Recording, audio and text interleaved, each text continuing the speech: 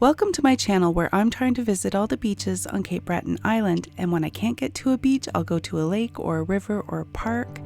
Today I'm taking us to Hearth Park. I'll tell you how to get there, what to expect when you arrive.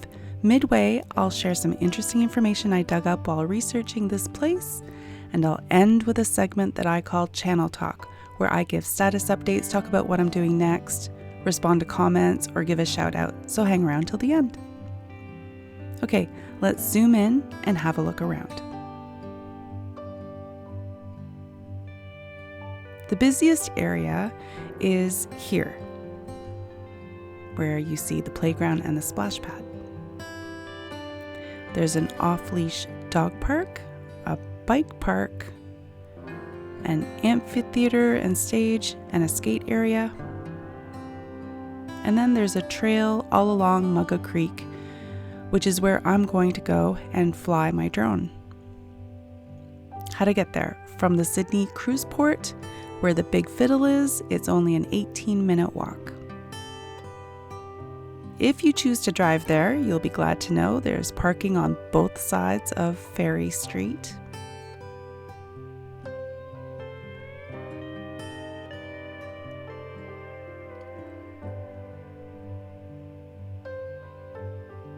As I already mentioned, the most popular area of the park is where the concession stand is located, along with the playground and splash pad, the sports field, and the walking track.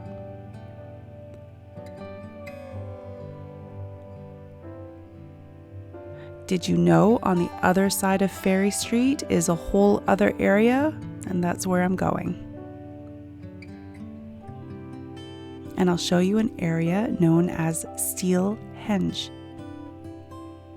Before I head over there, I'll show you this wall. It's called the Gateway Wall. It's a terracotta mural depicting the 500-year history of Sydney. It's made of tiles. It's the largest outdoor bas-relief display in Canada, also known as basso relievo. It's a type of art in which shapes are cut from the surrounding stone so that they stand out slightly against a flat surface, kind of like what you see on a coin.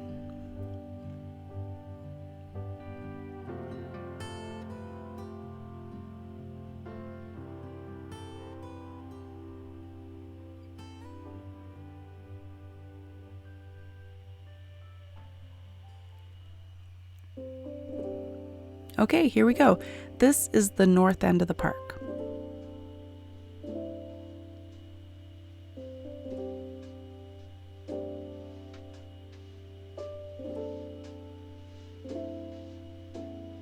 Here you see the amphitheater and the little wooden stage.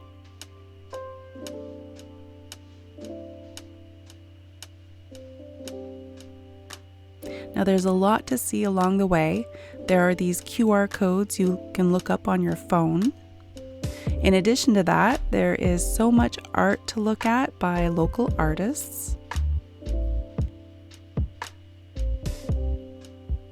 And there's a series of plaques called the Steps of History that you can read as you walk along the creek, and you can learn about the last 500 years.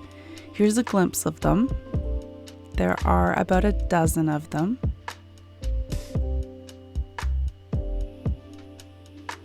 Each one has art and a write-up.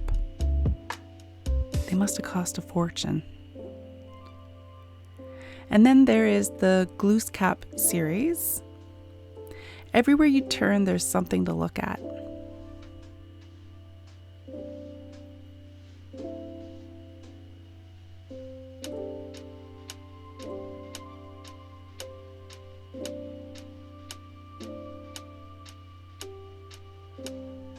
There's the pedestrian bridge. You can cross the bridge here if you wish and walk on the other side of the creek. At the bridge, there's a gazebo. There's some benches and more art. There isn't much shelter here, so it gets quite windy, and during the summer, there's no shade except in the gazebo. After the bridge, the pavement ends and the path is crushed rock. Look at that.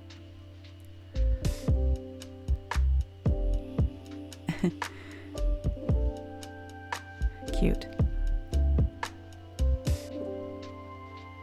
Okay, let's check out steel henge. These are artifacts from the Sydney steel plant. Have a look, this is really cool.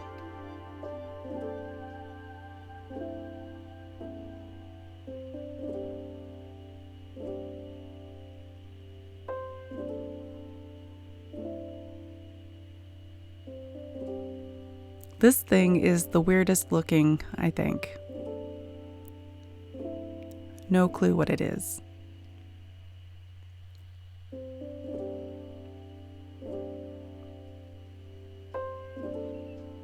And eventually Mugga Creek reaches the Sydney Harbour.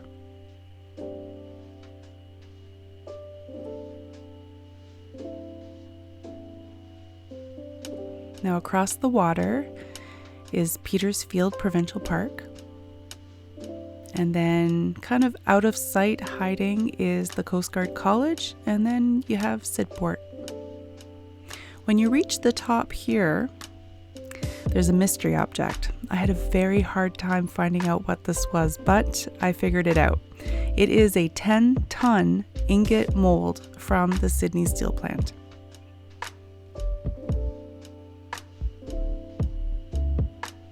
Now that ingot mold had been at the Museum of Industry in Stellarton on the mainland.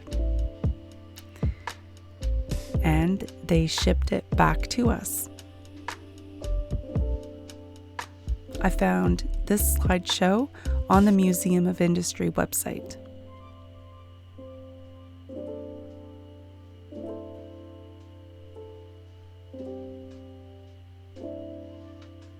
And there you go.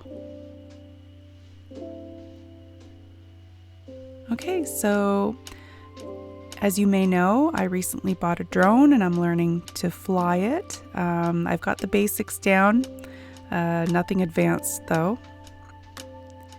Here I'm just flying it over the steel henge.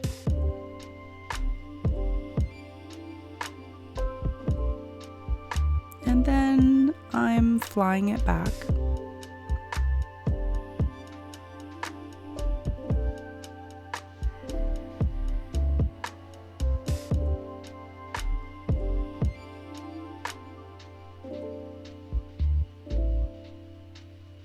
I'm going to fly it close to that ingot mold. Can you imagine having to mow all this in the summer? No, thank you. All right, so now this is my first time flying it over water.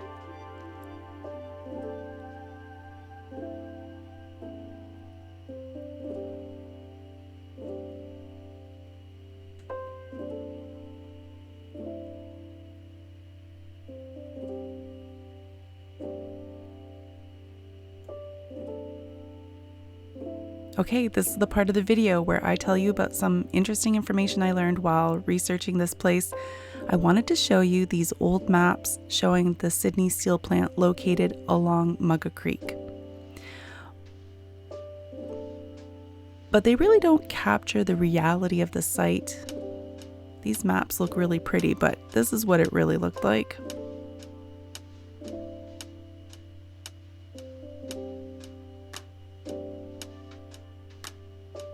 It's amazing that this is a park now.